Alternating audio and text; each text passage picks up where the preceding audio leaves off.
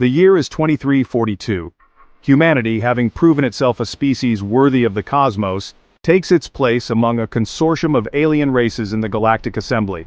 The setting is grand, a colossal obsidian dome on the planet Xylos, its transparent roof revealing a breathtaking tapestry of nebulas and distant stars. Inside, hundreds of eyes, belonging to beings of unimaginable diversity, turn towards the human delegation. Leading the human contingent is Captain Amelia Harris, a woman of sharp intellect and nerves of steel, hardened by years of deep space exploration. Her crew, a diverse group of specialists in fields ranging from astrophysics to xenolinguistics, stand behind her, their expressions a mix of awe and apprehension. They have prepared for this moment, studied the intricacies of galactic diplomacy, and yet, nothing could fully prepare them for the sheer scale and strangeness of the assembly. Instead of pushing forward to claim a central position, as many of the other delegations did, Captain Harris directs her team towards the back. They find their designated space, a small, unassuming platform overlooking the central forum. Murmurs ripple through the assembly hall. Such a choice of seating seems to puzzle the other delegations, used to jostling for prominence. Little do they know, Captain Harris has a plan. From their vantage point, the humans survey the scene. The krill, towering insectoids with exoskeletons that shimmered like polished obsidian, occupied several platforms to their left. Known for their rigid adherence to logic and their formidable military strength, the krill were a force to be reckoned with. To the right, the ethereal Luminians, beings of pure energy contained within shimmering force fields, pulsed gently, their forms shifting like living aurora borealis. Their species was renowned for its wisdom and mastery of energy manipulation. Further down, the reptilian hiss of the Scythe could be heard over the low hum of the translators. They were a cunning and ambitious species known for their mastery of genetic engineering and their ruthlessness in achieving their goals.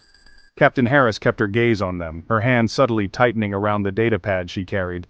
She had studied the Scythe extensively, their history of territorial disputes and their tendency for sudden, violent conflict.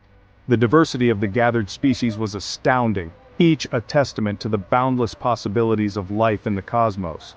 Yet, beneath the veneer of diplomacy and interstellar cooperation, Captain Harris sensed an undercurrent of tension. Old rivalries, territorial disputes, and the struggle for resources were ever-present realities in the galaxy, and the Assembly, despite its noble purpose, was often a stage for these conflicts to play out. The rules of the game before making any bold moves. "Remember the lessons of the 21st century, Captain Harris murmured, more to herself than to her team. Remember the chaotic power struggles, the unforeseen conflicts that erupted from the shadows. We are on an alien planet, surrounded by species whose motives are shrouded in mystery. Caution is our shield." Her team understood. They had all studied Earth's history, the rise and fall of empires, the devastating consequences of unchecked ambition, and the unpredictable nature of interspecies conflict. They carried the weight of those lessons with them, a constant reminder that even in the vastness of space, the same patterns of conflict and cooperation played out, albeit on a much grander scale. The humans were not alone in their cautious approach. The Luminians, beings of pure energy, had mastered the art of non-interference, preferring to observe and advise rather than directly engage in galactic affairs. Their history was one of peaceful contemplation and the pursuit of knowledge, a stark contrast to the often chaotic nature of the other species. Captain Harris watched as a delegation of small, furry creatures, their forms barely visible beneath their elaborate bioluminescent garments, approached the krill. The Nipti, known for their mastery of trade and their ability to navigate the complex web of galactic economics, were a neutral party in most conflicts, their primary interest lying in maintaining the flow of resources and information. Their presence, however, did little to ease the growing tension in the room.